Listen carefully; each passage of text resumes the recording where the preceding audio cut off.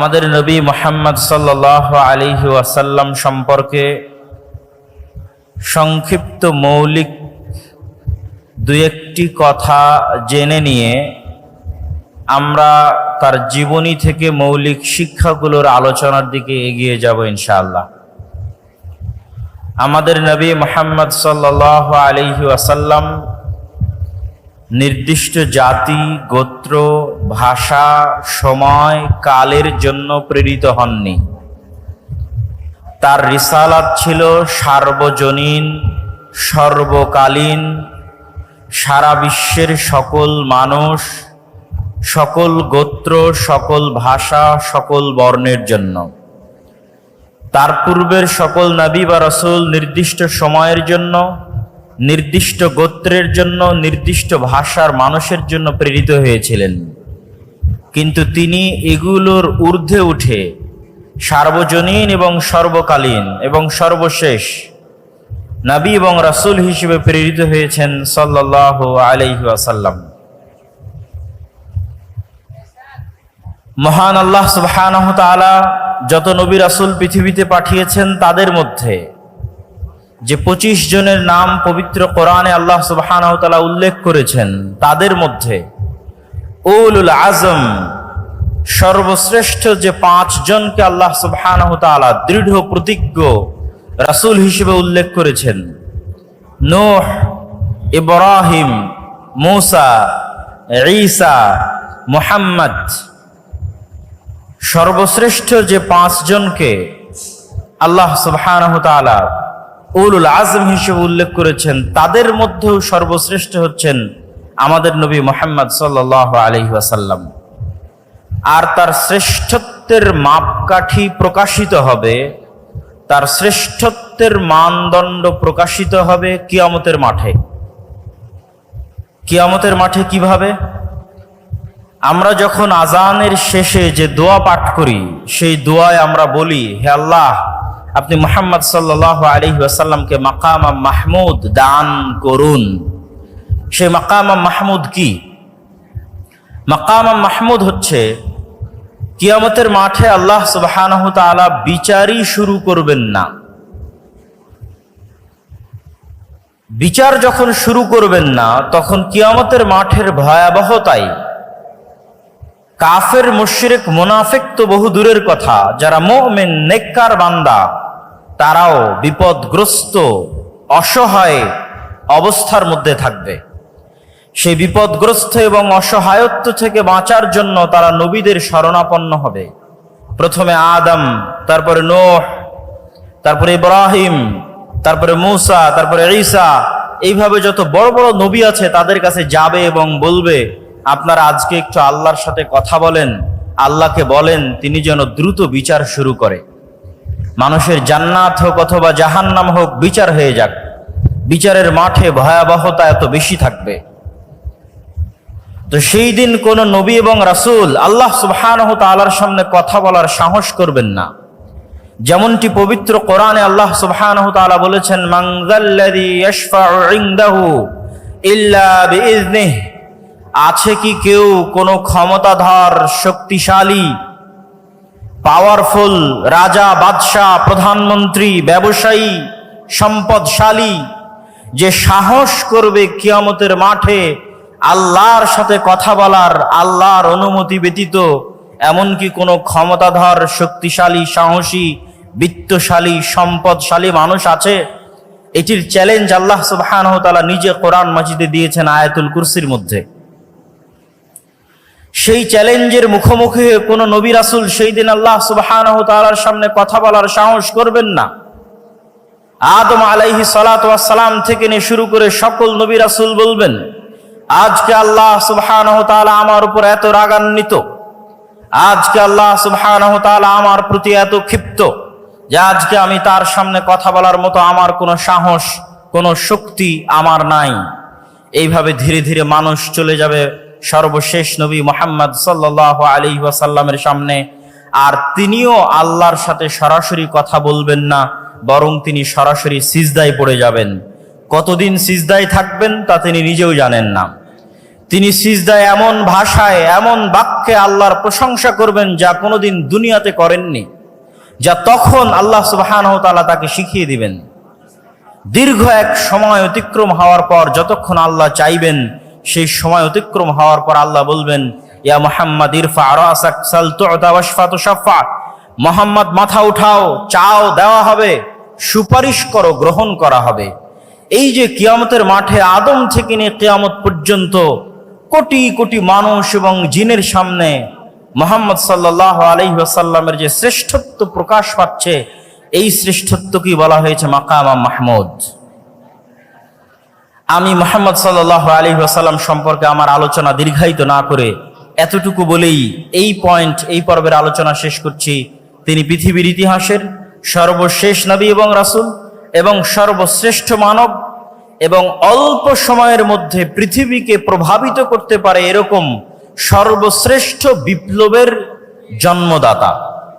মাত্র 23 বছরে তিনি পৃথিবীতে এমন এক বিপ্লব সৃষ্টি করেছেন যার প্রভাব পৃথিবীর ইতিহাসের সবচেয়ে সুদূর প্রসারী এবং সবচেয়ে প্রভাব বিস্তারকারী বিপ্লব। এবার আমরা চলে যাই রাসূলুল্লাহ সাল্লাল্লাহু আলাইহি ওয়াসাল্লামের জীবনে শিক্ষাগত বা জ্ঞানগত কি মৌলিক শিক্ষা এবং আদর্শ আমাদের জন্য রয়েছে।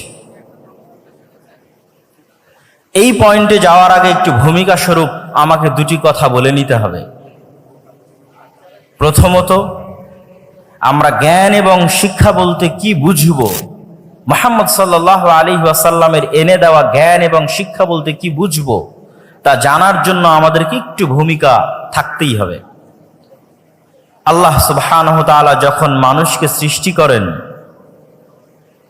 তখন তিনি মানুষের শত্রুও সৃষ্টি করেছেন।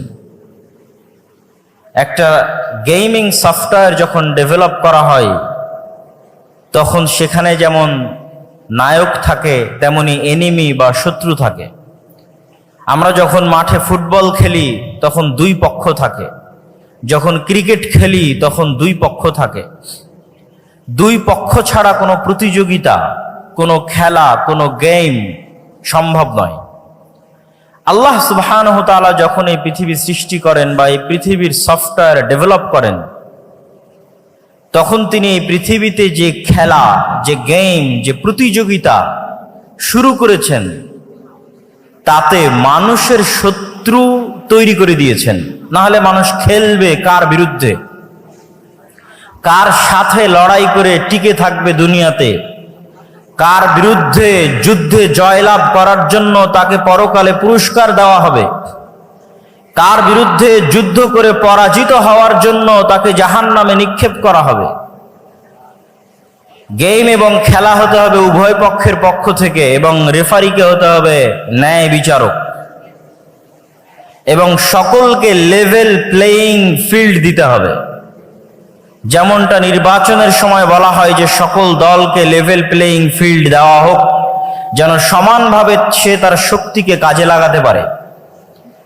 ঠিক এই পৃথিবী ডেভেলপ করার সময় আল্লাহ সুবহানাহু ওয়া তাআলা মানুষ এবং মানুষের শত্রু একই সাথে সৃষ্টি করে দিয়েছেন।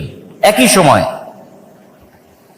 মানুষের সেই চিরন্তন শত্রু হচ্ছে ইবলিস, এবং ইবলিসের সেনাবাহিনী শায়াতিনাল ইনসি ওয়াল জিন, জিনদের মধ্যে থেকে শয়তান এবং মানুষদের মধ্যে থেকে শয়তান, তাদের সর্দার হচ্ছে ইবলিস। তাদের সাথে চিরন্তন যুদ্ধ আল্লাহ সুবহানাহু ওয়া তাআলা শুরু করে দিয়েছেন মানুষের। আপনি পবিত্র কোরআনের প্রথম থেকে নিয়ে শেষ পর্যন্ত অধ্যয়ন করেন, আল্লাহ সুবহানাহু ওয়া তাআলা আপনার শত্রু হিসেবে কাকে চিহ্নিত করছেন।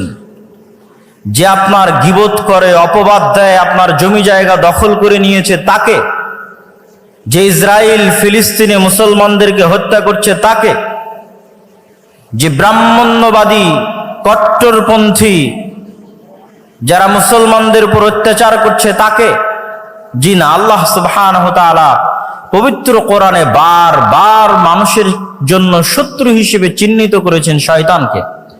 ইন্নাশ শাইতানা লাকুম আদুউম মুবিন, শয়তান তোমাদের জন্য চিরন্তন এবং চিরস্থায়ী শত্রু। এই জন্য আপনি যখন কোরআন তেলাওয়াত করতে যান তখন আল্লাহ সুবহানাহু ওয়া তাআলা আপনাকে শিখিয়ে দিয়েছে যে কোরআন তেলাওয়াতের পূর্বে তুমি বলো আউযু বিল্লাহি মিনাশ শাইতানির রাজীম, যে হে আল্লাহ আমি বিতাড়িত শয়তান থেকে পরিত্রাণ চাচ্ছি। শয়তানের অস্তিত্ব কতটা বাস্তব, শয়তান মানুষের কতটা ভয়ঙ্কর শত্রু, যে কোরআনের তেলাওয়াত পর্যন্ত শুরু হচ্ছে শয়তান থেকে পরিত্রাণ চেয়ে।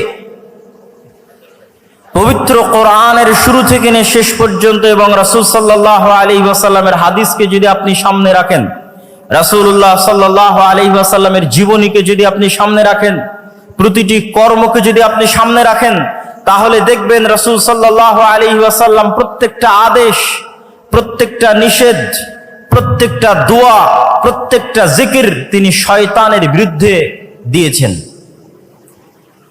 রাসূলুল্লাহ সাল্লাল্লাহু আলাইহি ওয়াসাল্লাম আমাদেরকে সালাম দেওয়া শিখিয়েছেন, তার জীবনের একটি শিক্ষা। তো সালাম দেওয়া শিখাতে গিয়ে তিনি আমাদের কি বলেছেন? যদি তোমাদের কেউ বাড়িতে প্রবেশ করার সময় সালাম দেয়, তাহলে শয়তান বলে লা মাবিতা লাকুম ওয়ালা আশা আলাকুম, এই বাড়িতে তোমাদের থাকার জায়গা নাই, খাওয়ার জায়গা নাই, এই বাড়ি থেকে বের হয়ে যাও। আর যখন তোমাদের কেউ রুমে, ঘরে, বাড়িতে প্রবেশ করার সময় সালাম না দেয়, তখন শয়তান বলে এই বাড়ি তোমাদের থাকার জায়গা, এই বাড়ি তোমাদের খাওয়ার জায়গা। শিখালেন সালাম আর কানেক্ট করলেন শয়তানের সাথে। রাসূলুল্লাহ সাল্লাল্লাহু আলাইহি ওয়াসাল্লাম আমাদেরকে শিখালেন খাওয়ার সময় বিসমিল্লাহ বলতে হবে, কিন্তু কানেক্ট করছেন কার সাথে? যদি তোমাদের মধ্যে কেউ খাওয়ার সময় ইদা আকালা আহাদুকুম ওয়ালাম ইয়াযকুর ইসমাল্লাহ, যদি তোমাদের কেউ খাবার গ্রহণ করে আর বিসমিল্লাহ না বলে, ইয়াকুলু মাআহু শাইতান, তাহলে শয়তান তার সাথে ওই খাদ্য গ্রহণ করে। শিখালেন বিসমিল্লাহ, কিন্তু সম্পৃক্ত করছেন শয়তানের সাথে। আপনি রাসূলুল্লাহ সাল্লাল্লাহু আলাইহি ওয়াসাল্লামের পুরো জীবনী উঠিয়ে ফেলেন, প্রত্যেকটা ধাপে, প্রত্যেকটা পদক্ষেপে, প্রত্যেকটা আদেশে শয়তান থেকে বাঁচতে, শয়তানের বিরুদ্ধে পদক্ষেপ গ্রহণ করা হয়েছে। তার মানে শয়তান অবাস্তব, অকল্পনীয় কিছু নয়। আমাদের চিরন্তন যে গেম আল্লাহ সুবহানাহু ওয়া তাআলা শুরু করে দিয়েছেন খেলা, এটি শয়তানের বিরুদ্ধে। এবং এই গেমকে, এই খেলাকে লেভেল প্লেইং ফিল্ড করার জন্য আল্লাহ সুবহানাহু ওয়া তাআলা মানুষের পক্ষে কিছু ঘোষণা দিয়ে রেখেছেন, শয়তানের পক্ষে কিছু ঘোষণা দিয়ে রেখেছেন। শয়তানের পক্ষে দুটি ঘোষণা। এক, ইবলিসকে পৃথিবীর সবচেয়ে ভয়ঙ্কর শক্তিশালী মেকানিজম আল্লাহ দিয়ে দিয়েছেন। আজকের এই উন্নত আধুনিক বিশ্বে মানুষ কত উন্নত, তারপরও মানুষ অন্তর থেকে অন্তরে কথা ট্রান্সফার করতে পারে না। মোবাইলের হোয়াটসঅ্যাপের মেসেজ বলেন, মেসেঞ্জারের মেসেজ বলেন, আজকে আমার আলোচনা বলেন, লাইভ ভিডিও বলেন, প্রত্যেকটাই আমাদের কান দিয়ে শুনতে হয়। আজকে যদি আমি আমার অন্তর থেকে আপনাদের অন্তরে মেসেজ ট্রান্সফার করতে পারতাম, আমাকে চিল্লিয়ে বলা লাগতো না, মেসেজে লেখা লাগতো না যেটা আপনি পড়বেন। কেন পড়ার দরকার? কেনই বা শোনার দরকার? আমাকে আল্লাহ এই মেকানিজম দিলে আমি এখানে বসে থেকে আপনাদের অন্তরে মেসেজ দিয়ে দিতাম। কিন্তু এই শক্তিশালী পাওয়ারফুল মেকানিজম আল্লাহ কাকে দিয়েছেন? আপনাদের জিজ্ঞেস করছি, কাকে দিয়েছেন? একটু জোরে বলেন তো, কাকে দিয়েছেন? শয়তানকে দিয়েছেন। ইউসবিসু ফি সুদুরিন নাস, মানুষের অন্তরে সরাসরি ডাইরেক্টলি মেসেজ দিতে পারে শয়তান, ওয়াসওয়াসা দিতে পারে শয়তান। মানুষ দ্বিধায় পড়ে যাবে, তার অন্তরে এখন যে কল্পনা চলছে, এই কল্পনা তার না শয়তানের দেওয়া, আমি আপনি কেউ জানি না। আমরা প্রত্যেক সময়ে যে কাজ করার সিদ্ধান্ত নিচ্ছি এবং আমাদের অন্তরে কথা উদিত হচ্ছে, এই প্রত্যেকটি উদিত হওয়া কথা আমার নিজের না শয়তানের পক্ষ থেকে আমরা জানি না। রাসূলুল্লাহ সাল্লাল্লাহু আলাইহি ওয়াসাল্লাম বলেছেন, এমন কোন মানুষ নেই ইল্লা ওয়ালাহু কারিনান, যার সাথে দুইজন বন্ধু সব সময় থাকে না। কারিনুম মিনাল মালাইকাহ ওয়া কারিনুম মিনাশ শাইতান, একজন থাকে ফেরেশতা বন্ধু, আরেকজন থাকে শয়তান বন্ধু। প্রত্যেক মানুষের সাথে সব সময় দুইজন বন্ধু তার সাথে আছে, এক ফেরেশতা বন্ধু, দুই শয়তান বন্ধু। তার অন্তরে প্রত্যেক যা কল্যাণকর কাজের ইচ্ছা জাগে তা আসে ফেরেশতার পক্ষ থেকে ইলহাম, আর তার অন্তরে প্রত্যেক যা অকল্যাণকর কাজের ইচ্ছা জাগে তা আসে ওয়াসওয়াসা, শয়তানের পক্ষ থেকে। আজকে আপনারা এখানে উপস্থিত হয়েছেন, আমি উপস্থিত হয়েছি, এই যে আমাদের অন্তরে এখানে আসার ইচ্ছা জাগ্রত হয়েছে, এই কল্যাণকর কাজের জন্য আমাদের ফেরেশতা বন্ধুর পক্ষ থেকে আমাদের অন্তরে কথা দেওয়া হয়েছে, আমাদের অন্তরে ইচ্ছা জাগ্রত করা হয়েছে। যাই সকালে যখন ফজরে ঘুমিয়ে থাকছি, রাসূলুল্লাহ সাল্লাল্লাহু আলাইহি ওয়াসাল্লাম তখনও বলেছেন শয়তানের কথা। যদি বাস্তব না হতো তিনি কেমনে বলতেন? তিনি বলছেন শয়তান তখন মানুষের মাথার কাছে গিয়ে বলে, নাম নাম নাম ইন্নাল লাইলা লাতাবিল, হে আদমের সন্তান ঘুমিয়ে থাকো, ঘুমিয়ে থাকো, রাত এখনো অনেক লম্বা। তাহলে আপনি মনে করছেন আমি আমার আরামের জন্য ফজরে ঘুমিয়ে আছি, আর আল্লাহর নবী বলছেন না, আপনার আরামের জন্য নয়, শয়তান আপনার অন্তরে দিচ্ছে তুমি এখন ঘুমিয়ে থাকো। সম্মানিত উপস্থিতি, তাহলে আল্লাহ সুবহানাহু ওয়া তাআলা ইবলিসকে দুইটা ছাড় দিয়েছে। এক, সরাসরি আমাদের অন্তরে কথা দিতে পারে ইবলিস। দুই, কিয়ামত পর্যন্ত তার হায়াত বাড়িয়ে দেওয়া হয়েছে। যতদিন আদম আর আদমের সন্তানেরা পৃথিবীতে বসবাস করবে, ততদিন আদম আর আদমের সন্তানদেরকে শত্রুতামূলক জাহান্নামে নিয়ে যাওয়ার দৃঢ় প্রতিজ্ঞ এবং দৃঢ় পণ নিয়ে কাজ করে যাবে ইবলিস এবং তার সাঙ্গপাঙ্গ এবং সেনাবাহিনী। তাদের ওয়াদার কথা আল্লাহ নিজে কোরআন মাজিদে বলেছেন যে ইবলিস এই মর্মে ওয়াদাবদ্ধ যে আমি একাই জাহান্নামে যাব না, আদম সন্তানদেরকে সাথে নিয়ে জাহান্নামে যাব। এই শত্রুতার ঘোষণা আল্লাহ সুবহানাহু ওয়া তাআলা কোরআনে দিয়েছেন। তাহলে ইবলিস এবং শয়তান যদি অবাস্তব হতো, তাহলে কোরআন আর আল্লাহর নবীর জীবনীতে এইভাবে তিনি শয়তানের প্রতি গুরুত্ব আরোপ করতেন না। সম্মানিত উপস্থিতি, তাহলে এবার লেভেল প্লেইং ফিল্ডে ইবলিসের ক্ষমতা অনেক বেশি। তাহলে আদম সন্তানের জন্য কি থাকলো, আমার এবং আপনার জন্য কি থাকলো? কি দিয়ে আমরা শয়তানের বিরুদ্ধে এই যুদ্ধে বিজয়ী হব? এটি রাসূল সাল্লাল্লাহু আলাইহি ওয়াসাল্লামের জীবনের সবচেয়ে বড় মৌলিক শিক্ষা। মহান আল্লাহ সুবহানাহু ওয়া তাআলা পবিত্র কোরআন মাজিদে বলছেন, কুল নাহবিতু মিনহা জামিআ ফাইম্মা ইয়াতিয়ান্নাকুম মিন্নী হুদান ফামান তাবিআ হুদায়া ফালা খাউফুন আলাইহিম ওয়ালা হুম ইয়াহজানুন। আল্লাহ সুবহানাহু ওয়া তাআলা আদেশ দিলেন ইবলিসকে আসমান থেকে নেমে যাওয়ার জন্য, আদেশ দিলেন আদম এবং হাওয়াকে জান্নাত থেকে নেমে যাওয়ার জন্য। আদম এবং হাওয়া আর ইবলিসের গল্প কাল্পনিক নয়, পৃথিবীর সব ধর্ম বইয়ে লেখা আছে। ইহুদিদের বাইবেলে, ইহুদিদের তাওরাতে লেখা আছে, খ্রিস্টানদের বাইবেলে লেখা আছে, মুসলমানদের কোরআনে লেখা আছে। কমন গল্প, সেম কমন। ইবলিস, আদম, হাওয়া তথা সকল নবী একই মেসেজ দিয়েছে। আমাদের সৃষ্টি রহস্য সম্পর্কে সেম মেসেজ দিয়েছেন সকল নবী। তাহলে আল্লাহ সুবহানাহু ওয়া তাআলা বলছেন আমি ইবলিসকে বললাম আসমান থেকে নেমে যাও, আদমকে বললাম জান্নাত থেকে নেমে যাও। তারপরে ফাইম্মা ইয়াতিয়ান্নাকুম মিন্নী হুদান ফামান তাবিআ হুদায়া, আজ থেকে ইবলিস আর আদম পরস্পরের শত্রু। ইবলিসকে দিয়ে দিলাম এই ক্ষমতা, আর আদমের জন্য কি দিব? আমার পক্ষ থেকে হেদায়েত যাবে আদমের জন্য। ফাইম্মা ইয়াতিয়ান্নাকুম মিন্নী হুদা, আমার পক্ষ থেকে দিক নির্দেশনা যাবে, গাইডলাইন যাবে, কিভাবে তোমরা শয়তানের বিরুদ্ধে যুদ্ধ করবে, শয়তানের বিরুদ্ধে কিভাবে টিকে থাকবে তার ইনস্ট্রাকশন যাবে। নতুন যখন ফ্রিজ কিনেন, কম্পিউটার কিনেন, যে কোনো মেশিনারিজ কিনেন, তখন গাইডলাইন থাকে, ইনস্ট্রাকশন থাকে। যে কোনো গেম যখন আপনি শুরু করবেন খেলা, গাইডলাইন দেওয়া আছে কিভাবে এই গেমটা আপনি খেলবেন। তো এই পৃথিবীতে আপনি শয়তানের বিরুদ্ধে কিভাবে খেলবেন এবং জিতবেন, হারবেন না, তার দিক নির্দেশনা, গাইডলাইন আল্লাহ পাঠাবে। এটা আল্লাহর ওয়াদা। কোরআনে আল্লাহ বলছেন ফামান তাবিআ হুদায়া ফালা খাউফুন আলাইহিম ওয়ালা হুম ইয়াহজানুন। আমার পাঠানো এই গাইডলাইন, দিক নির্দেশনা যদি মানুষ মেনে নেয়, তাহলে দুনিয়াতে তাদের জন্য কোনো ভীত সন্ত্রস্ত হওয়ার সুযোগ নেই, আর পরকালে আফসোস করার কোনো সুযোগ নেই। দুনিয়াতে কোনো ভয় নাই, পরকালে কোনো আফসোস নাই। তাহলে ওই গাইডলাইনই নবীদের মাধ্যমে আসে কিতাব হিসেবে। ওই গাইডলাইনটা পৌঁছে দেওয়ার জন্য আল্লাহ নবীদের মাধ্যমে কিতাব পাঠান, যার সর্বশেষ কিতাব এবং সর্বশেষ নবী মুহাম্মদ সাল্লাল্লাহু আলাইহি ওয়াসাল্লাম এবং কোরআন। এই জন্য কোরআন আর মুহাম্মদ সাল্লাল্লাহু আলাইহি ওয়াসাল্লামের প্রথম কাজ হচ্ছে মানুষকে শয়তান সম্পর্কে জানানো। শয়তান তোমাদের চিরন্তন শত্রু, জানো, এর থেকে বাঁচতে এই করতে হবে। লেভেল প্লেইং ফিল্ড করার জন্য দ্বিতীয় মানুষের জন্য মহান আল্লাহ সুবহানাহু ওয়া তাআলার ঘোষণা। যতই আল্লাহ মানুষের জন্য দিক নির্দেশনা গাইডলাইন পাঠাক, তারপরও ইবলিসের ক্ষমতা বেশি। ইবলিস সরাসরি আমার অন্তরে মেসেজ দিতে পারে, আমরা ধোঁকা খেয়ে যাই, মনে করি এটা আমার ইচ্ছা, অতএব চলো আমি এখন গান শুনবো, অতএব চলো এখন অবৈধ রিলেশনশিপে ব্যস্ত হব। যে কোনো অন্যায় কাজ, সেই অন্যায় কাজে আমি মনে করি আমার শান্তি, আমার আনন্দের জন্য করছি, কিন্তু আসলে ইবলিস দিচ্ছে। এইটার জ্ঞান কয়জনের কাছে আছে? কয়টা ইউনিভার্সিটি আপনাকে এই জ্ঞান দিবে?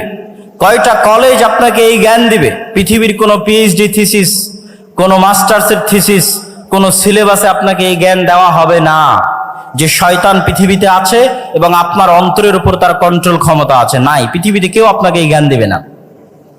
পৃথিবীতে যেখানে যাবেন সবাই আপনাকে বলবে তুমি তোমার মন মতো চলো, তোমার মনে যেটা ভালো লাগে সেটা করো। একমাত্র আল্লাহ, কোরআন এবং আল্লাহর নবী বলবে না, ফুল স্টপ। তুমি জানোই না কোনটা তোমার ইচ্ছা আর কোনটা শয়তান তোমার অন্তরে দিয়েছে। আর কেন পৃথিবীর মানুষ আপনাকে এটি থেকে সতর্ক করবে না? কেন পৃথিবীর কোনো ইউনিভার্সিটি, কোনো সিলেবাস, কোনো কারিকুলামে বলা নাই যে পৃথিবীতে শয়তান আছে এবং তার থেকে আপনাকে বাঁচতে হবে? শয়তান এইভাবে কাজ করে আর আপনাকে তার বিরুদ্ধে এইভাবে যুদ্ধ করতে হবে, এরকম কোনো গাইডলাইন, কোনো সিলেবাস কেন নাই? এই জন্য যে যখনই মানুষ শয়তান সম্পর্কে সচেতন হবে, অসংখ্য ব্যবসা, অসংখ্য বিজনেস বন্ধ হয়ে যাবে। অসংখ্য ব্যবসা, অসংখ্য বিজনেস বন্ধ হবে। যদি আপনি আপনার সাইকোলজিকে ম্যানিপুলেট করতে না পারে, তাহলে যত সামাজিক যোগাযোগ মাধ্যম আছে যারা মানুষের মনোযোগকে ধরে রাখার জন্য জাস্ট মানুষের সাইকোলজি কিভাবে কাজ করে, কিভাবে মানুষকে ফেসবুক, ইউটিউব, টুইটারে ব্যস্ত রাখা যাবে এর জন্য গবেষণা করে তার ফিচার সাজায়। আপনি যখন নিজের মনের বিরুদ্ধে যুদ্ধ করবেন তখন এগুলো লস প্রজেক্ট, আর যখন আপনি নিজের মন মতো চলবেন তখন এগুলো প্রত্যেকটা প্রজেক্ট লাভজনক। যখন আপনি নিজের মনের বিরুদ্ধে গিয়ে পর্দা করবেন তখন ফ্যাশন ইন্ডাস্ট্রিজ বন্ধ হয়ে যাবে, আর যখন মন মতো চলবেন তখন ফ্যাশন ইন্ডাস্ট্রিজের বিজনেস চলবে। এরকম প্রত্যেকটা ধাপ আছে যা শয়তান ম্যানুফ্যাকচার করে রেখেছে পৃথিবীর মানুষকে ভুলিয়ে রাখার জন্য। এটি আমি বলছি না, আল্লাহ সুবহানাহু ওয়া তাআলা বলছেন, আলহাকুমুত তাকাসুর, হে দুনিয়ার মানুষ, তোমাদেরকে শয়তান দুনিয়ার লোভ লালসা দিয়ে এমন ভাবে ভুলিয়ে রাখবে। কি ভুলিয়ে রাখবে? কি ভুলিয়ে রাখবে? সালাতের কথা? জি না। শয়তান আপনাকে কি ভুলিয়ে রাখবে? সিয়ামের কথা? জি না। শয়তান আপনাকে ভুলিয়ে রাখবে মৃত্যুর কথা। আলহাকুমুত তাকাসুর হাত্তা যুরতুমুল মাকাবির, কবরে না যাওয়া পর্যন্ত আমার এবং আপনার মনে হওয়ার চান্স নাই যে আমি আপনি মারা যেতে পারি।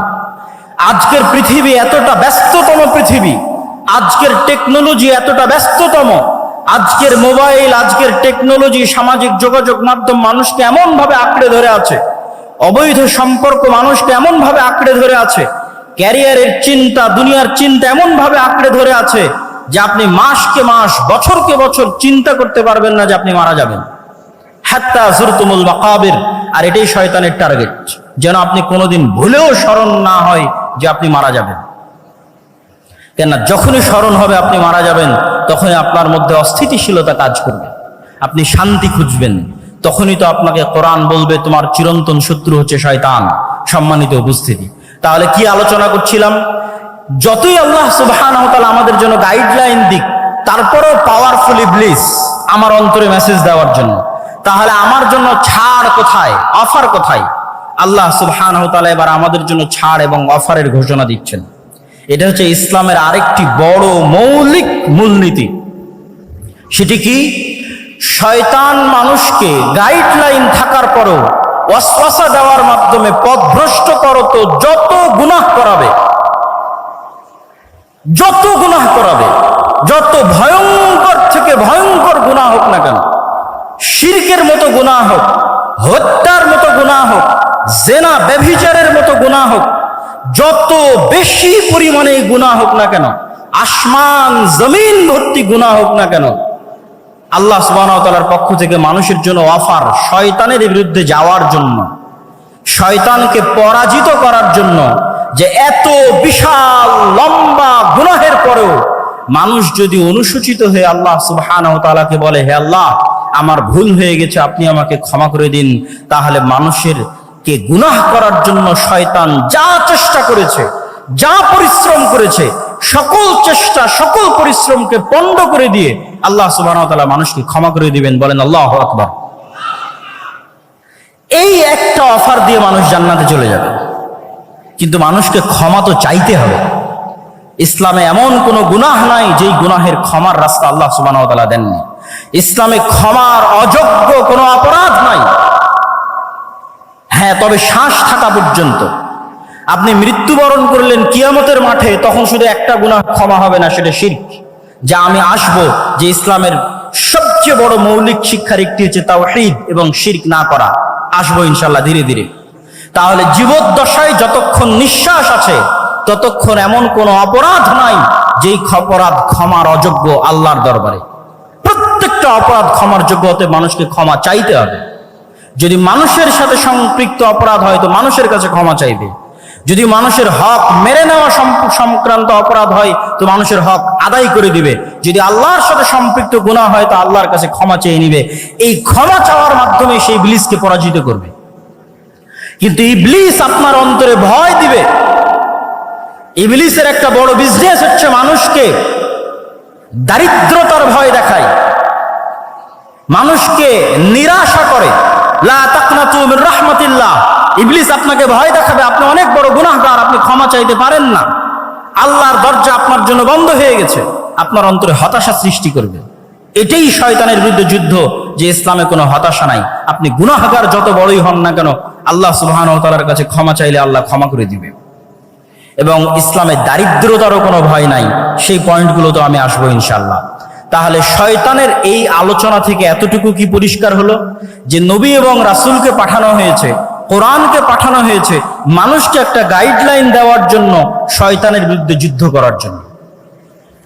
কিন্তু এই জ্ঞান, এই যে গাইডলাইনের যে জ্ঞান, শয়তানের অস্তিত্বের যে জ্ঞান, এই জ্ঞানগুলো একসময় পৃথিবী থেকে উঠে যাবে এবং মানুষ পশুতে পরিণত হয়ে যাবে। রাসূলুল্লাহ সাল্লাল্লাহু আলাইহি ওয়াসাল্লাম বলছেন, ইন্নাল্লাহা লা ইয়াকবিদুল ইলমা ইনতিজাআন ইয়ানতাজিউহু মিনাল ইবাদ ওয়ালাকিন ইয়াকবিদুল ইলমা বিকবদিল উলামা। আল্লাহ সুবহানাহু ওয়া তাআলা জ্ঞানকে ছিনিয়ে নেন না। আল্লাহ সুবহানাহু ওয়া তাআলা জ্ঞানকে ছিনিয়ে নেন না, বরং আল্লাহ সুবহানাহু ওয়া তাআলা জ্ঞানকে উঠিয়ে নেন আলেমদের মৃত্যুর মাধ্যমে। জ্ঞান উঠে যাবে। রাসূলুল্লাহ সাল্লাল্লাহু আলাইহি ওয়াসাল্লাম আর এক হাদিসে বলেছেন, ইউরফাউল ইলম ওয়া ইউনজালুল জাহল। জ্ঞান উঠে যাবে, মূর্খতা বর্ষণ করা হবে পৃথিবীতে। মূর্খতা বৃষ্টির মতো বর্ষিত হবে আর জ্ঞান উঠে যাবে। আজকে যেহেতু আমাকে ইসলামের জ্ঞান কেন্দ্রিক মূলনীতি আলোচনা করতে বলা হয়েছে, তাহলে আপনাদের কাছে আমার প্রশ্ন, আমরা তো দিন দিন জ্ঞানের জগতে, ঊর্ধ্ব জগতে এগিয়ে যাচ্ছি, জ্ঞান এবং বিজ্ঞানের শীর্ষে আরোহণ করছি। সেখানে আল্লাহর নবী বলছেন জ্ঞান উঠে যাবে এবং মূর্খতা বর্ষিত হবে। তাহলে আমি এবং আপনি জানি না যে প্রকৃত জ্ঞান কোনটা, যেই জ্ঞান আমাদের ইউনিভার্সিটি, আমাদের কলেজের সিলেবাসের মধ্যেই নাই। সেই জ্ঞানের আলোচনায় আজকে আমরা করছি। এই জ্ঞানটা উঠে যাবে। শয়তানের অস্তিত্বের জ্ঞান, শয়তানের সাথে যুদ্ধ করার জ্ঞান, শয়তানকে পরাজিত করার জ্ঞান, শয়তানের সাথে যুদ্ধ করে জিতে থাকার জ্ঞান পৃথিবী থেকে উঠে যাবে। তখন মানুষ ধীরে ধীরে পশুতে পরিণত হবে। আমরা এবং আপনারা স্বাভাবিক মানবিকতা বোধ হারিয়ে পশুতে পরিণত হব।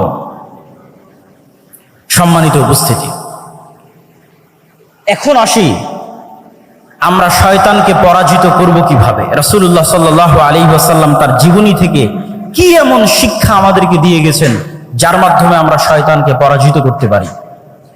রাসূলুল্লাহ সাল্লাল্লাহু আলাইহি ওয়াসাল্লাম ওই হাদিসটি যখন বললেন, যে প্রত্যেক মানুষের সাথে দুইজন বন্ধু আছে, একজন শয়তান একজন ফেরেশতা। তখন এক সাহাবী আল্লাহর নবীকে জিজ্ঞেস করছে, আল্লাহর নবী, আপনার সাথেও কি শয়তান বন্ধু আছে? এটি খুবই আশ্চর্যজনক একটি হাদিস। এখান থেকে আমাদের আজকের আলোচনা শুরু হবে।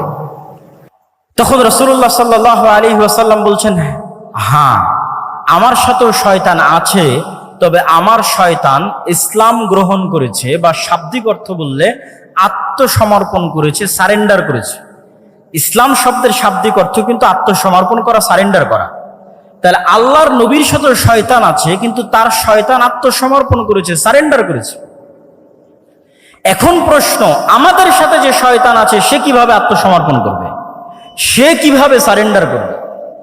শাহ ওলিউল্লাহ মুহাদ্দিস দেহলভী তার হুজ্জাতুল্লাহিল বালেগার মধ্যে লিখছেন, এই হাদিসকে সামনে রেখে তিনি আলোচনা করছেন যে মানুষের অন্তরে সবসময় দুইটা গ্রুপের লড়াই চলে, রূহে রব্বানি আর নফসে শয়তানি। মানুষের যে রুহের জগতে ছিল, সেই রূহ আল্লাহকে মানার ওয়াদা করেই পৃথিবীতে এসেছে। তাহলে প্রত্যেকটা মানুষ জন্মগতভাবে মুসলিম।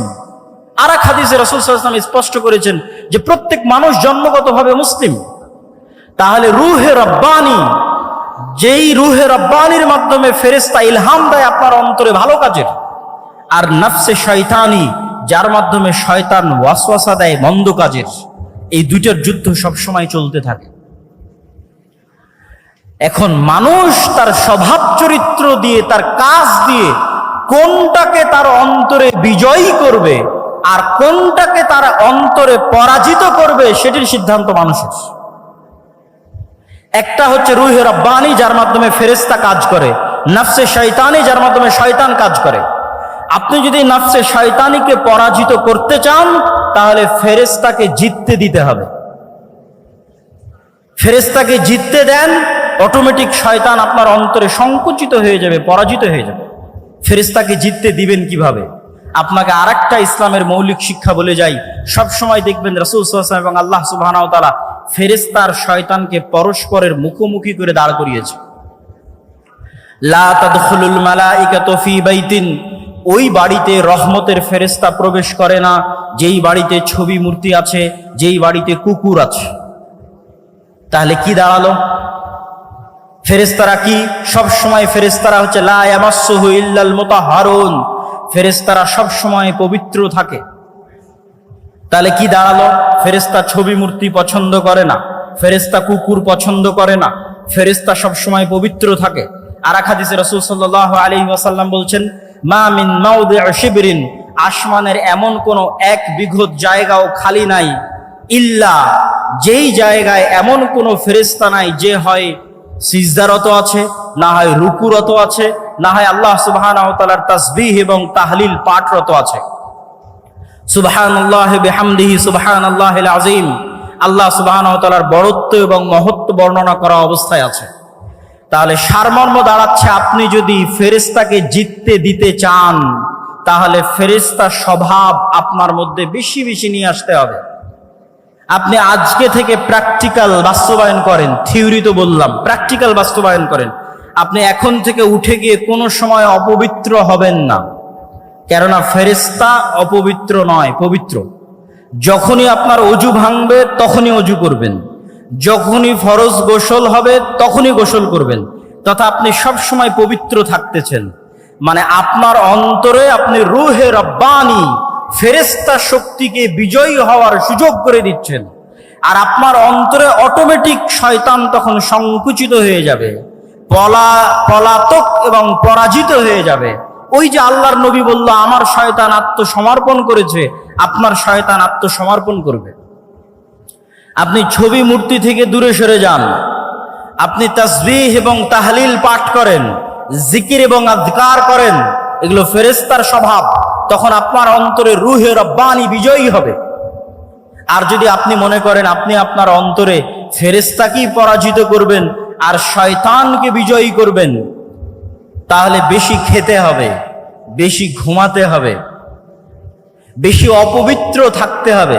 এই জন্য যারা শয়তানের গোলাম হয়, যারা শয়তানের দাস হয়, প্রকৃত অর্থে যারা শয়তানের ইবাদত করে, তাদের ইনস্ট্রাকশনের মধ্যে দেওয়া থাকে তাকে অপবিত্র থাকতে হবে, টানা 40 দিন গোসল অজু কিছুই করা যাবে না, যেখানে পেশাব পায়খানা করবে ওখানেই খাদ্য গ্রহণ করতে হবে, যাতে মানুষকে তার মানুষত্বের জায়গা থেকে নিচে নামানো যায়। মানুষকে আল্লাহ সর্বশ্রেষ্ঠ সৃষ্টি হিসেবে সৃষ্টি করেছে, মানুষকে তার মনুষ্যত্বের জায়গা থেকে নিচে নামানোর জন্যই LGBTQ। ফেরাউন মানুষত্বের জায়গা থেকে নিচে নামেনি কেন? ফেরাউন পুরুষ ছিল, অহংকারের কারণে কাফের হয়ে গেছে, কিন্তু আর মনুষ্যত্বের জায়গা থেকে নিচে নামেনি। নমরুদ কাফের ছিল, মুশরিক ছিল, আবু জাহাল আবু লাহাব কাফের মুশরিক ছিল, কিন্তু মানুষ ছিল, মানুষত্বের জায়গা থেকে পৌরুষত্বের জায়গা থেকে নিচে নামেনি। কিন্তু শয়তান আমাকে এবং আপনাকে চায়, বর্তমান পৃথিবী চায়, বর্তমান পৃথিবীর গ্লোবাল সিস্টেম চায় যে মানুষ তো শয়তানের শিক্ষা, শয়তান সম্পর্কে জানুক, এটা তো বহু দূরের কথা। মানুষ যেন শয়তানের গোলাম হতে হতে তার স্বাভাবিক যে চাল চরিত্র আছে সেটি থেকেও যেন নিচে নেমে যায়। এই জন্য আপনাকে যেমন অপবিত্র থাকার প্রতি শয়তান উৎসাহিত করবে, ঠিক তেমনি আপনি পুরুষ আছেন অথচ আপনাকে কল্পনা করতে বলা হবে যেন আপনি নারীর মতো কল্পনা করেন, এটি আপনাকে স্বাভাবিক মানুষ থেকে নিচে নামিয়ে দিবে, ফেরাউনের চেয়ে জঘন্য করে দিবে, আবু লাহাব আবু জাহালের চেয়ে জঘন্য করে দিবে। তখন আপনি শয়তানের পরিপূর্ণরূপে গোলাম হয়ে যাবেন। সম্মানিত উপস্থিতি, তাহলে আমরা আলোচনা করছিলাম যে রাসূলুল্লাহ সাল্লাল্লাহু আলাইহি ওয়াসাল্লাম আমাদেরকে শয়তান থেকে বাঁচার জন্য কি করতে হবে? আমার অন্তরে, আমিও পারবো আমার অন্তরে নফসে শয়তানিকে আত্মসমর্পণ করাতে আমার রুহে রব্বানি ফেরেশতা স্বভাবের সামনে। আর আমি যদি চাই আমি শয়তানকে বিজয়ী করতে পারবো আমার অন্তরে, তখন আমি পরিপূর্ণরূপে শয়তানের গোলাম হয়ে যাব। ইসলামের শিক্ষার সারমর্ম এটি যে আপনাকে শয়তানের বিরুদ্ধে যুদ্ধ করতে হবে, এবং শয়তানের বিরুদ্ধে যুদ্ধ করতে গিয়ে ইসলামের মৌলিক শিক্ষাগুলোর যদি আমি সারমর্ম করি, তার একটি বড় শিক্ষা হচ্ছে তাওহীদ, আরেকটি বড় শিক্ষা হচ্ছে সালাত। তাওহীদ এবং সালাত কিভাবে শয়তানের বিরুদ্ধে যুদ্ধ করে আপনাকে আমি দেখাই। তাওহীদ হচ্ছে ইসলামের মৌলিক বিশ্বাস, যা প্রচার করতে পৃথিবীতে সব নবী রাসূল এসেছে, যা প্রচার করতে কোরআন এসেছে, যা প্রচার করতে মুহাম্মদ সাল্লাল্লাহু আলাইহি ওয়াসাল্লাম এসেছেন। সেটি কি? আমার এবং আপনার অন্তরে এককভাবে, অদ্বিতীয়ভাবে শুধুমাত্র একটি সত্তারই জায়গা হবে, তিনি হচ্ছেন আল্লাহ সুবহানাহু ওয়া তাআলা। তিনি রব হিসেবে একক, ইলাহ হিসেবে একক এবং অদ্বিতীয়, নাম এবং গুণাবলীতে একক এবং অদ্বিতীয়। রব হিসেবে একক এবং অদ্বিতীয় পৃথিবীর সবাই মানে, ইহুদি, খ্রিস্টান, বৌদ্ধ, হিন্দু সবাই আল্লাহকে রব হিসেবে একক এবং অদ্বিতীয় মানে, যে আল্লাহ সৃষ্টিকর্তা, আল্লাহ সুবহানাহু ওয়া তাআলা বৃষ্টি বর্ষণকারী, আল্লাহ সুবহানাহু ওয়া তাআলা পাহাড় নদী নালার প্রবাহিতকারী, স্থাপনকারী, আমার আপনার সৃষ্টিকারী সবাই মানে।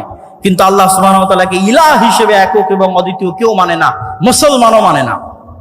বহু মুসলিম আল্লাহকে রব হিসেবে একক এবং অদ্বিতীয় স্বীকার করলেও ইলাহ হিসেবে মানে না। ইলাহ মানে আপনার অন্তরের ভক্তি এবং শ্রদ্ধা, যতটুকু আপনার ভক্তি এবং শ্রদ্ধা আপনি করতে পারেন তার পুরোটাই অন্য কাউকে দেওয়া বহু দূরের কথা, যতটুকু ভক্তি শ্রদ্ধা আছে ততটুকু আল্লাহ সুবহানাহু ওয়া তাআলার সামনে সমর্পণ করতে হবে। যতটুকু চাওয়ার আছে ততটুকু আল্লাহ সুবহানাহু ওয়া তাআলার সামনে চাইতে হবে। আপনি যদি আপনার অন্তরে আল্লাহর অস্তিত্ব ব্যতীত আর কোনো কিছুকে, ইট পাথরের কোনো খাম্বার সম্মানও যদি আপনার অন্তরে থাকে, ইট পাথরের তৈরি কোনো খাম্বার সম্মানও যদি আপনার অন্তরে থাকে, তাহলে আপনি আল্লাহর সামনে, আল্লাহর উলুহিয়াতের সামনে পরিপূর্ণ আত্মসমর্পণ করছেন না। সামগ্রিক বিধানদাতা হিসেবে আল্লাহ সুবহানাহু ওয়া তাআলার সামনে যদি আপনার আত্মসমর্পণ না থাকে, এমনকি ইবনুল কাইয়িম রাহিমাহুল্লাহ লিখছেন যে কোনো মানুষ যখন কোনো মেয়ের অন্ধ প্রেমে আসক্ত হয়, যদিও সেটা বউয়েরও হয়, স্ত্রীরও হয়, যে এমন ভাবে প্রেমে আসক্ত যে তার স্ত্রী, তার প্রেমিকা যা বলে তাই শোনে, সেখানে আল্লাহর বিধিবিধানের ধার ধারে না, তখন সেও এক প্রকার শয়তানের গোলাম। তার অন্তরও আল্লাহ সুবহানাহু ওয়া তাআলার উলুহিয়াত জায়গা করে নিতে পারেনি। তাহলে ইসলামের মৌলিক বিশ্বাসের একটি বড় বিশ্বাস হচ্ছে তাওহীদ।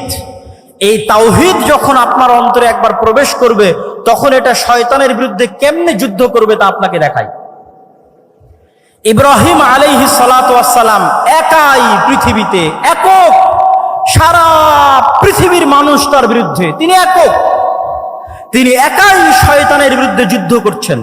তো এই একাই শয়তানের বিরুদ্ধে যুদ্ধ করতে গিয়ে তিনি যে টিকে আছেন, তার অন্তরের এই শক্তি কোথায় থেকে আসে? তার অন্তরের এই শক্তি আসে তাওহীদের উপর পূর্ণ বিশ্বাসের কারণে। যেই মুমিন 100-তে 100 শতভাগ তাওহীদে বিশ্বাসী, সে পারমাণবিক বোমার চাইতেও শক্তিশালী। ইব্রাহিমের মতো, ইব্রাহিমকে আগুনে নিক্ষেপ করে দেওয়া হয়েছে, কিন্তু তার বিশ্বাস থেকে তিনি টলেননি।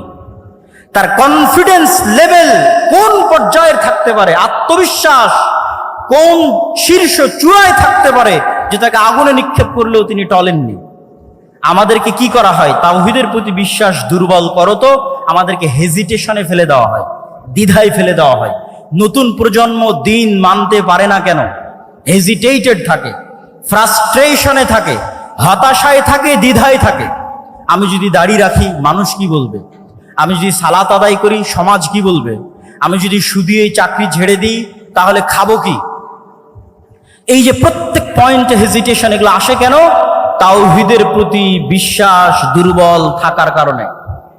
তাওহীদের জ্ঞান যার মধ্যে আছে, যে আল্লাহর একত্ববাদ এবং অদ্বিতীয়ত্ব সম্পর্কে পরিপূর্ণ জ্ঞান অর্জন করেছে, তার অন্তর শয়তানের বিরুদ্ধে সবচেয়ে বেশি শক্তিশালীভাবে যুদ্ধ করতে পারবে। তার অন্তর সবচেয়ে কনফিডেন্ট থাকবে তার দ্বীনের উপর, তার বিশ্বাসের উপর। আজকের পৃথিবীতে ইহুদিরা ভ্রান্তির উপরও আমাদের চাইতে বেশি কনফিডেন্ট, ভ্রান্তির উপরেও আমাদের চাইতে বেশি কনফিডেন্ট। আর আমরা মুসলিমরা, আমাদের কনফিডেন্স নাই, কনফিডেন্স হারিয়ে ফেলেছি। দীর্ঘ 190 বছরের কলোনিয়াল সিস্টেমে তাদের গোলামির কারণে আমাদের রক্তের মধ্যে এমন ভাবে গোলামি প্রবেশ করেছে যে আমরা কখনো স্বাধীনভাবে চিন্তা করতে পারি না, নিজের দ্বীনের উপর পূর্ণ আস্থা এবং পূর্ণ বিশ্বাস কনফিডেন্টলি স্থাপন করতে পারি না, কেননা আমাদের মধ্যে তাওহীদের জ্ঞান নাই। 2 নাম্বার, সালাত কিভাবে আপনাকে শয়তানের বিরুদ্ধে যুদ্ধ করায়?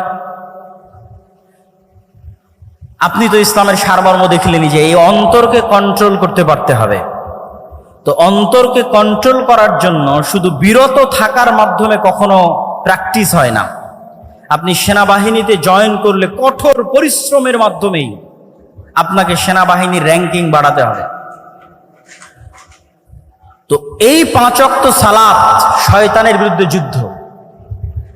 প্রতি 5 ওয়াক্ত সালাত জামাতের সাথে মসজিদে উপস্থিত হওয়ার মাধ্যমে আপনি দিনে 5 বার শয়তানকে পরাজিত করেন।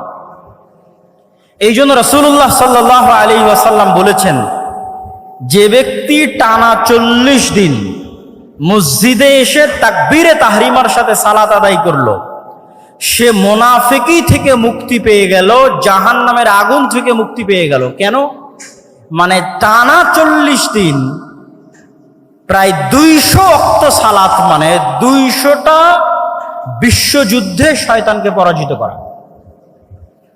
তো যে একটানা পরস্পর 200টা যুদ্ধে শয়তানকে পরাজিত করতে পারবে, তার অন্তরের উপর তার কন্ট্রোল ক্ষমতা কায়েম হয়ে গেছে, প্রতিষ্ঠিত হয়ে গেছে। ওই যে রাসূল সাল্লাল্লাহু আলাইহি ওয়াসাল্লামের শয়তান আত্মসমর্পণ করেছে, আপনার শয়তান আত্মসমর্পণ করে ফেলেছে। কেননা 200টা যুদ্ধে আপনি তাকে পর পর পরাজিত করেছে। তাহলে সালাত হচ্ছে শয়তানের বিরুদ্ধে সবচেয়ে বড় যুদ্ধ। এই জন্য সালাতকে এত শক্তিশালী ভাবে ইসলামে একটি মাত্র কাজ দেওয়া আছে, আর কোনো কাজ দেওয়া নাই।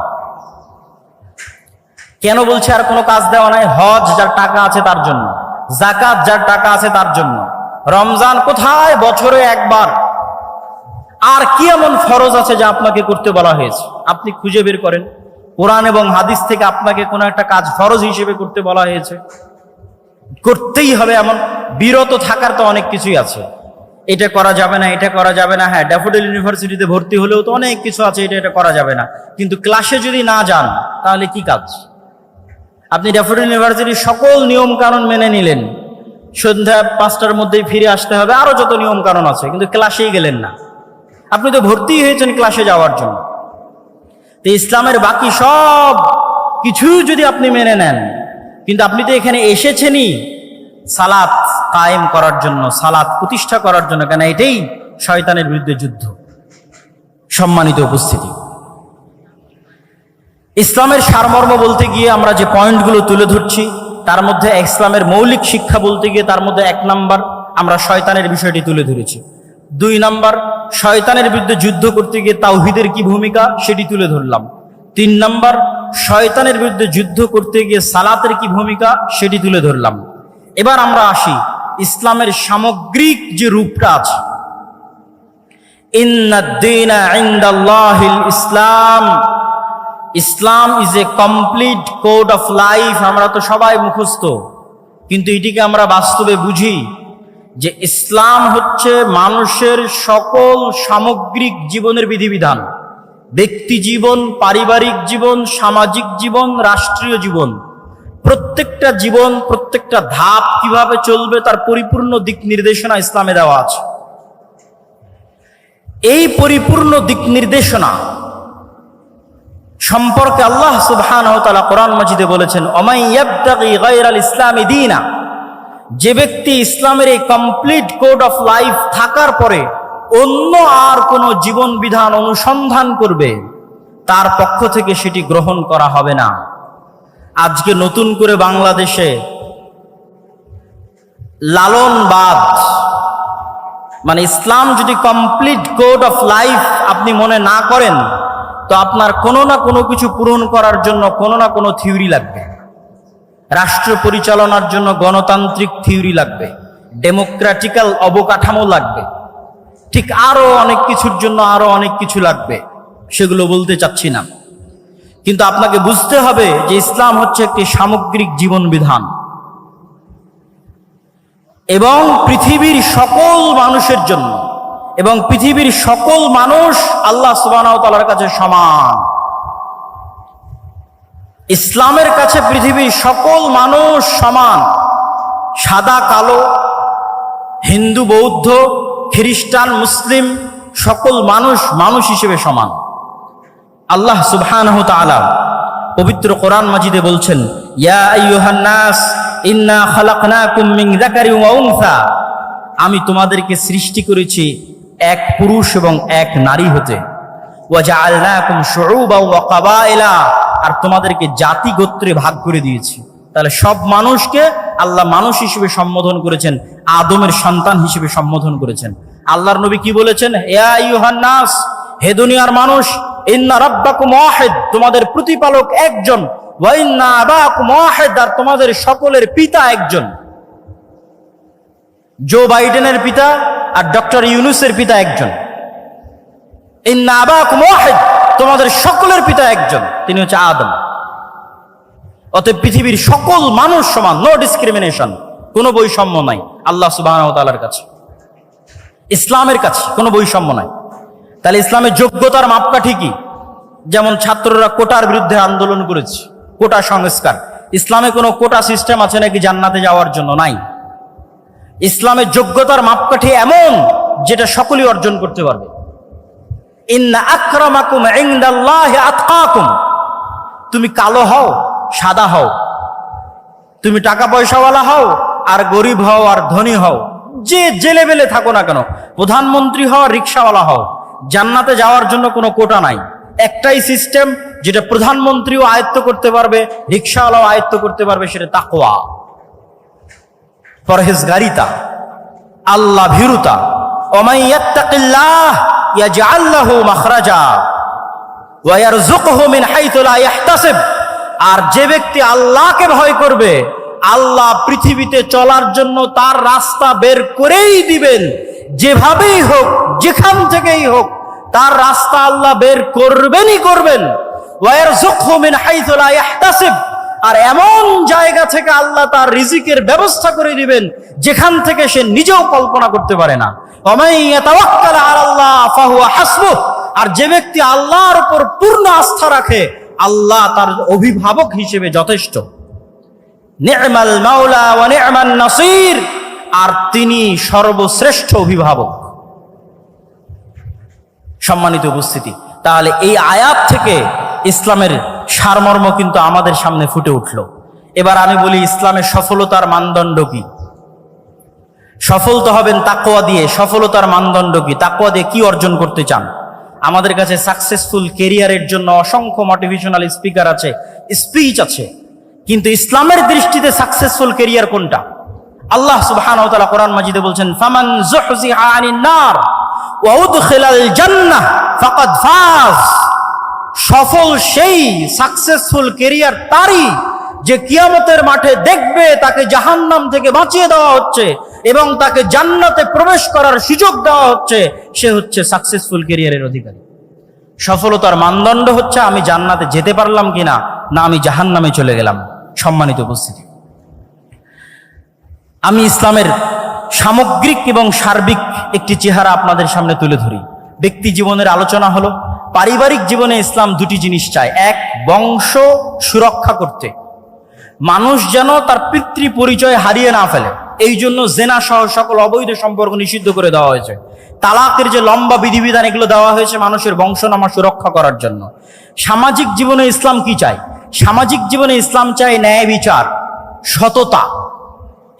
রাষ্ট্রীয় জীবনে ইসলাম কি চায়? রাষ্ট্রীয় জীবনে সততা এবং ন্যায় বিচারের পাশাপাশি মানুষের 5টি অধিকার নিশ্চিত করতে চায়।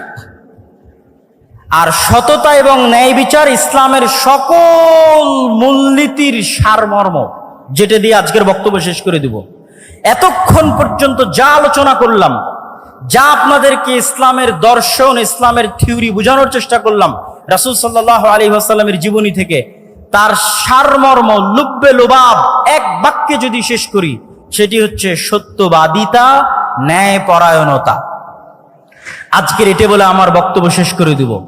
দুঃখজনক হলেও সত্য, আমরা মুসলমানেরা মনে করে নিয়েছি, ছাত্র ভাইদের দৃষ্টি আকর্ষণ করছি, আমার আলোচনার সকল পয়েন্ট যদি ভুলে যান, এই শেষের পয়েন্টটা আর শুরুতে যে শয়তানের আলোচনা করেছিলাম, এই 2টা পয়েন্ট ভুলবেন না। আজকের শেষের এই পয়েন্টটা মনে রাখার চেষ্টা করবেন। আমাদের মধ্যে অনেকেই মনে করে আমি বাংলাদেশে ইসলাম কায়েম করে ফেলবো। কিভাবে ইসলাম কায়েম করবেন? সবাই যদি নামাজি হয়ে যায় ইসলাম কায়েম হয়ে গেল, সবাই যদি পর্দা করে ইসলাম কায়েম হয়ে গেল। জি না, ইসলামের সবচেয়ে বেসিক এলিমেন্ট, সবচেয়ে মূল ভিত্তি হচ্ছে সত্যবাদিতা, ন্যায়পরায়ণতা।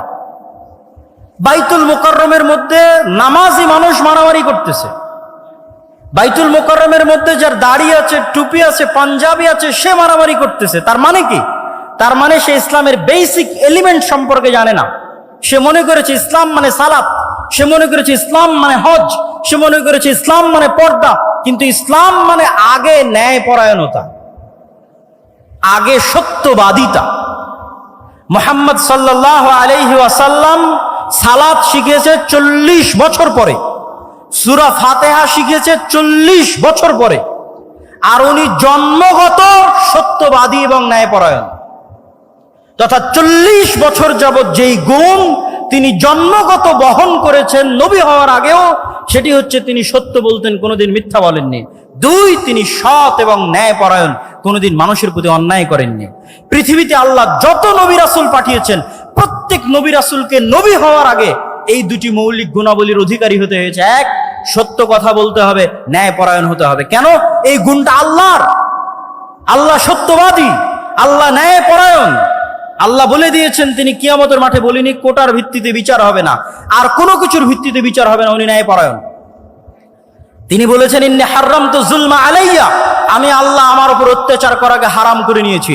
এই যে পৃথিবী সৃষ্টি করে দিলাম, গেম ওপেন করে দিলাম, সফটওয়্যার ডেভেলপ করে দিলাম, এখন এখানে প্লাস আর মাইনাস পয়েন্ট বাড়তে থাকবে, কমতে থাকবে। মনে করেন শেয়ার বাজার যে মেরে নিয়ে গেছে, ওর হয়েছে প্লাস প্লাস প্লাস, আর যার মেরে নিয়েছে ওর হয়েছে মাইনাস মাইনাস মাইনাস। এখন কিয়ামতের মাঠে আল্লাহ যদি এই প্লাস মাইনাসকে ক্যান্সেল করে 0 না বানাতে পারেন, তাহলে আল্লাহ নন, নাউজুবিল্লাহ। এটা তার দাবি যে তিনি ন্যায়পরায়ণ। মানে পৃথিবীতে যা অন্যায় সংঘটিত হয়েছে, মানুষের সাথে তো বহু দূরের কথা, পশুর সাথেও যা অন্যায় সংঘটিত হয়েছে, তা তিনি মিটমাট করে দিয়ে পৃথিবীর রেজাল্ট করবেন 0। পৃথিবী যখন শুরু হয়েছিল তখন জিরো, আর পৃথিবীতে মানুষ যা অন্যায় অনাচার মারামারি কাটাকাটি, ঢাকা বিশ্ববিদ্যালয়ে একজনকে অন্যায়ভাবে হত্যা করা হলো, ওই বিষয়ে রাসূল সাল্লাল্লাহু আলাইহি ওয়াসাল্লামের একটা হাদিস শুনেন। রাসূল সাল্লাল্লাহু আলাইহি ওয়াসাল্লাম বলছেন, লাউইজতামা আল ইনসু ওয়াল জিন, সারা পৃথিবীর সব মানুষ আর সারা পৃথিবীর সব জিন মিলে যদি একজন নিরপরাধ মানুষকে হত্যা করে, তাহলে আল্লাহ সুবহানাহু ওয়া তাআলা সারা পৃথিবীর সব মানুষ আর সব জিনকে জাহান্নামে নিক্ষেপ করতে দুইবারও ভাববেন না, চুল পরিমাণও চিন্তা করবেন না। এটাই তার ন্যায়পরায়ণতার মাপকাঠি, তিনি ন্যায়পরায়ণ। তাহলে ইসলামের মূল শিক্ষা কি? ইসলামের মূল সারমর্ম কি? সত্যবাদী হওয়া, ন্যায়পরায়ণ হওয়া। গত 15 বছর যে ফ্যাসিজম প্রতিষ্ঠিত ছিল, এই ফ্যাসিজমে হাজারো ওসি, লক্ষ ডিসি, লক্ষ এসপি, নামাজি, হাজি, দরবেশ, সে মনে করেছে সালাত ইসলাম, কিন্তু সে তার দায়িত্বে ন্যায়পরায়ণ নয়। সে যে একজন ওসি হিসেবে সে ন্যায়পরায়ণ দায়িত্ব পালন করেনি। ডিসি, সচিব হিসেবে, এসপি হিসেবে, এসিল্যান্ড, সাব রেজিস্ট্রার তার পদের সাথে আমানতের খেয়ানত করেছে। অর্থাৎ সে ইসলাম বুঝে না। সে যতই সালাত আদায় করুক, যতই সিয়াম পালন করুক, সে বুঝে না ইসলাম কি। রাসূল সাল্লাল্লাহু আলাইহি ওয়াসাল্লাম বলেছেন, সাবআতু ইউদিল্লুহুমুল্লাহ ইয়াওমা লা দিল্লা ইল্লা দিল্লুহ, 7 শ্রেণীর মানুষকে আল্লাহ কঠিন কিয়ামতের মাঠে বিশেষ ছায়া দিবেন। তার 1 নাম্বার, আলেম নয়, হুজুর নয়, তাহাজ্জুদ গুজার নয়, পর্দাশীলা নয়, ইমামুন আদিল, যে তার দায়িত্বে ন্যায়পরায়ণ। ন্যায়পরায়ণ প্রিন্সিপাল, ওসি, ডিসি, প্রধানমন্ত্রী, প্রধান উপদেষ্টা, ন্যায়পরায়ণ সমন্বয়ক জান্নাতে যাবে। আরেকজন তাহাজ্জুদ গুজারের পূর্বে, আরেকজন সালাত আদায়কারীর পূর্বে। ন্যায়পরায়ণতা হচ্ছে ইসলামের সবচেয়ে বড় মাপকাঠি। অতএব ছাত্র ভাইদের উদ্দেশ্যে আমার উদাত্ত আহ্বান থাকবে, আমার উদাত্ত ডাক থাকবে যে ইসলামের সকল শিক্ষা যদি আমরা ভুলে যাই, এই দুটো মৌলিক শিক্ষার উপর যদি আমরা একটা প্রজন্ম তৈরি করতে পারি। ফ্যাসিজম টিকে ছিল কিভাবে? তাদেরকে অন্যায়, তাদের মেরুদণ্ড সোজা নয়, তারা অন্যায় করেছে। আপনি সারা বাংলাদেশে মেরুদণ্ড সোজাওয়ালা, সৎ, ন্যায়পরায়ণ ওসিডিসি এসপি দেন, ক্ষমতায় যে আসুক না কেন, দেশ সুন্দর চলবে। তো ওসিডিসি এসপি কারা হবে? আপনারাই হবে। আপনারা শিখেন ইসলামের মূল শিক্ষা, সৎ এবং ন্যায়পরায়ণ হওয়া, এবং টাকার কাছে, কোনো চাপের কাছে মাথা নত না করা। এটাই শয়তানের বিরুদ্ধে যুদ্ধ। সম্মানিত উপস্থিতি, বক্তব্যের বিষয় ছিল অনেক কঠিন।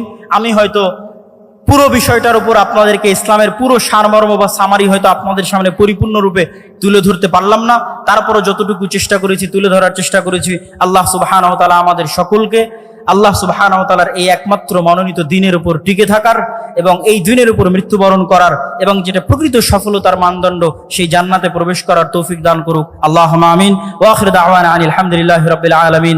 আসসালামু আলাইকুম ওয়া রাহমাতুল্লাহি ওয়া বারাকাতুহু।